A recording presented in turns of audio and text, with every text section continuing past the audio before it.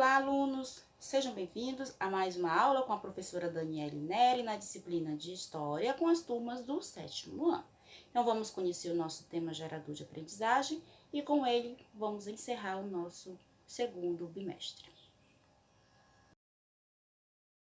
Bem, alunos, a nossa aula de hoje contempla dois assuntos, o mercantilismo e o absolutismo. Então, vamos entender um pouco sobre cada um desses assuntos. A nossa aula vai ser dividida em duas partes, parte 1 e parte 2. Então, sem delongas, vamos dar início à nossa aulinha de hoje. Bem, alunos, vamos começar falando sobre o que foi esse absolutismo, vamos tentar entender ele, certo? Bem, o absolutismo ele foi um sistema político que, em geral, ele defendia o poder absoluto de quem? Do monarca, sobre o Estado.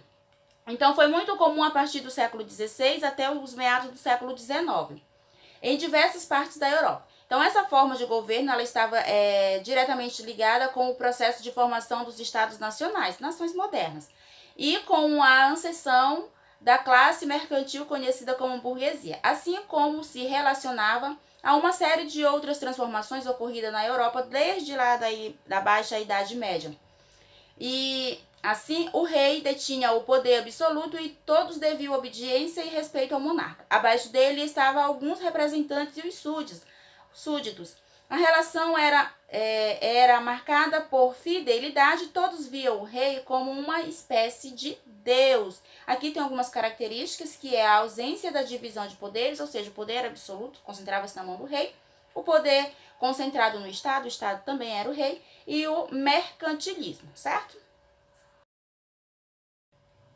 Pois bem, à medida que o Estado Nacional ele foi se consolidando suas fronteiras e demandas e com o surgimento de uma forte classe mercantil, então houve a necessidade de um representante que defendesse seus interesses. Então é dessa forma que o poder ele passou a ser concentrado na figura do monarca, diferentemente do que acontecia durante a Idade Média, em que o poder do rei não era unânime. Era determinadas pelo rei a organização das leis, a criação dos impostos, delimitação e implantação da justiça, entre outros.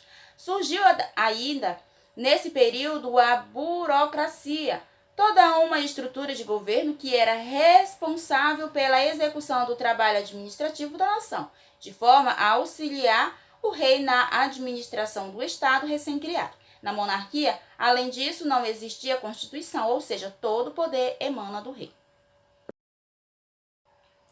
Então, durante todo o processo de centralização política, algumas monarquias europeias elas adotaram o absolutismo. Então, o regime político é caracterizado por uma grande concentração de poder nas mãos do rei, ou seja, os monarcas absolutistas podiam convocar o exército, criar e cobrar impostos, fazer as leis e declarar guerra a outros reinos. Mas, ao contrário do que muitas pessoas pensam e do que possa parecer, o poder do rei absolutista tinha limites. Então, ele tinha seu poder limitado pelos costumes da época, pela tradição e pela existência de ministros fortes. Entre os fatores que contribuíram para o estabelecimento do absolutismo estão o aperfeiçoamento da imprensa, a reforma protestante e a política de caça às bruxas. A imprensa, ela melhorou o sistema de comunicação em toda a extensão do reino, aumentando o poder do rei sobre os seus súditos.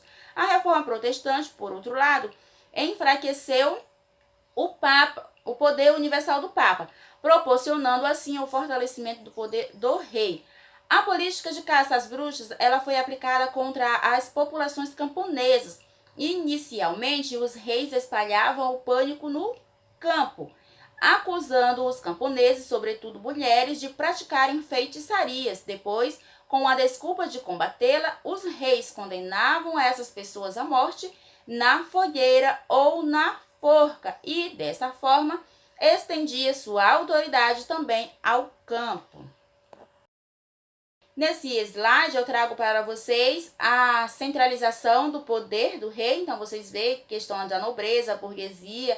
Então, tudo gira ali em torno do rei. Então, é uma forma de governo baseada na centralização política, monárquica e na unificação territorial, na qual a vontade pessoal do soberano é determinante para a organização social.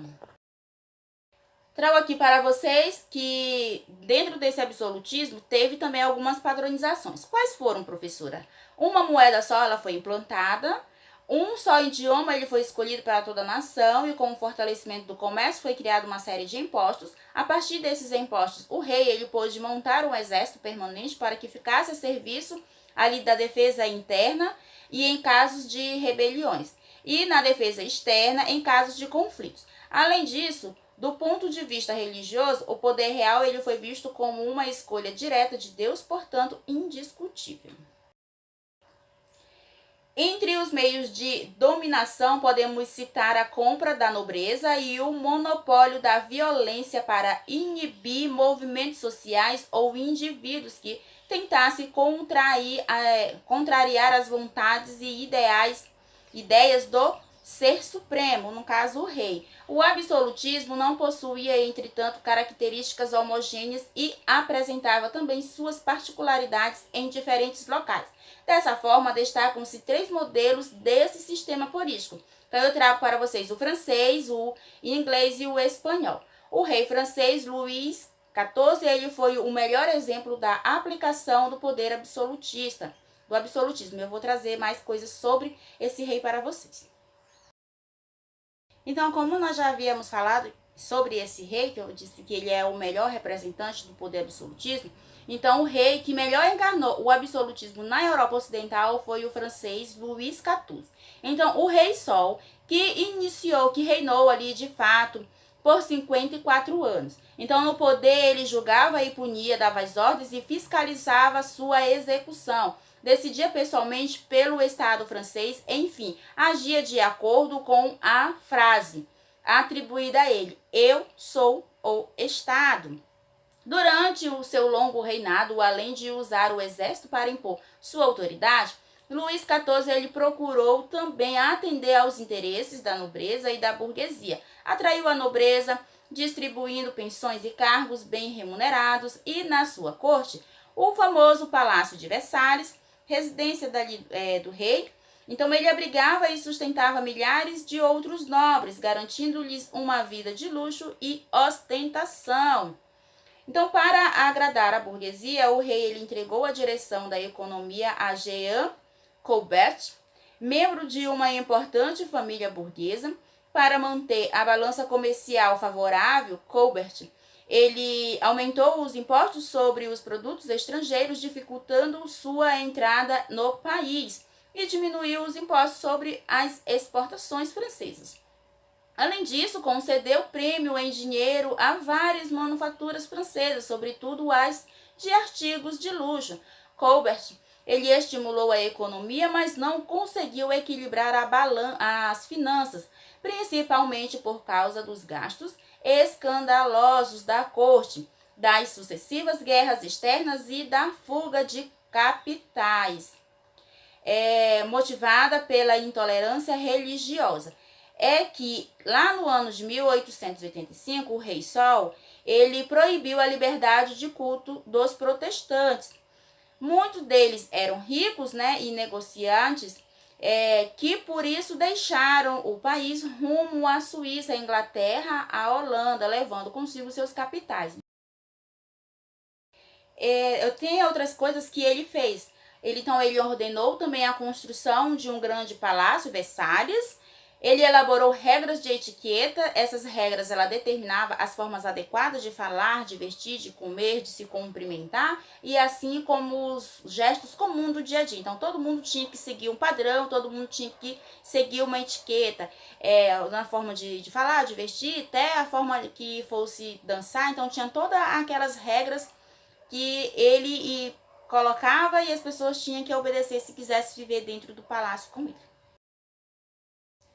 Bem, alunos, essa foi a nossa aula parte 1. Logo em seguida eu venho com a nossa aula parte 2. Fica com Deus e até a nossa próxima aula. Tchau!